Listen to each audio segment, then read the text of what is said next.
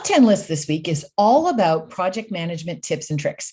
Even if your title isn't project manager, you are likely doing quite a bit of project management. So all these tips will help us all. From Belleville, Ontario, Jackie Prospero brings us our first tip. Jackie shares that Asana is one of her favorite tools. For those of you not familiar with this tool, Asana is a cloud-based task management solution that allows you to manage, collaborate, communicate, and organize your tasks for your projects. It is specialized for handling multiple projects at one time, and it is suitable for any company or project of any size. Laura Thewalt from Houston, Texas, advises us not to overcomplicate things. Laura recommends relying on your own handwritten to-do lists along with Outlook and to develop an insane memory like she has. While I love tools and things that make my life easier, I also agree that we can do a lot of organizing intuitively. When I teach my project management course, I ask everyone what software they use, and most people are embarrassed to say they're using Excel, yet it is the most common software for project management. Simplicity isn't a bad thing. However, be consistent in your tools and use them. Handwritten notes are no good if you can't find them. Elizabeth White Peters from Stratford, Connecticut recommends one of my favorites, OneNote. Now, anyone who knows me knows that I'm a huge fan of OneNote. Simple, easy, and shareable, and it works well with Google Suite too. Barbara Koester from Auckland in New Zealand likes the entire MS Teams app for project management. You can keep notes while you're in meetings, as well as the great communication benefits from using Teams.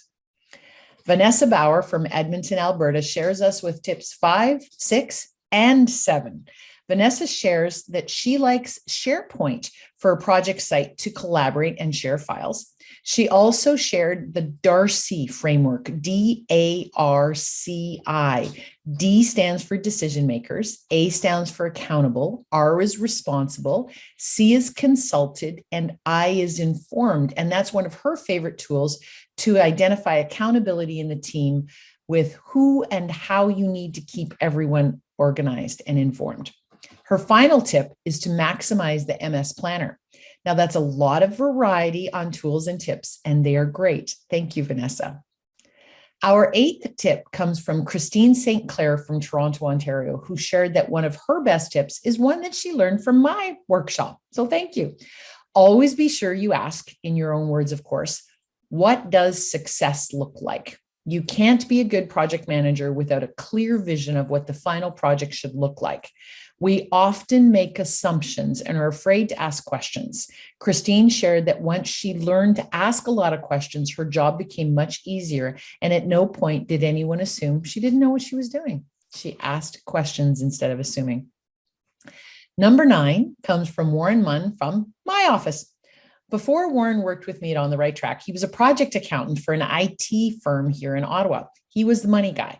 And his tip is to always ensure you do your risk analysis. If you don't take time to look at the potential risks, you can't budget the time or the money that they may need. Your project will be at risk of success and almost certainly over budget and time without your risk assessment and planning. And number 10 comes from me. Communicate. Communicate, communicate. We need to know who needs communication and what communication they need. I'm currently working with a marketing firm right now, and they were asking all the right questions to ensure that they knew what success looked like. And one of the questions that they asked me was, how much communication do you want to have with the project team? And then it gave me a scale of 5 different options. At one end of the option was, I want to be included in every email that was sent. And at the other end of the spectrum, it was, I want to know when we are done and no updates unless something is very wrong. I loved being able to choose the communication level that I wanted. And they have been doing a great job with communicating at that level too. There are dozens of tips and tools that help with project management. The secret is to pick the tools that work for you and then use them. Good luck.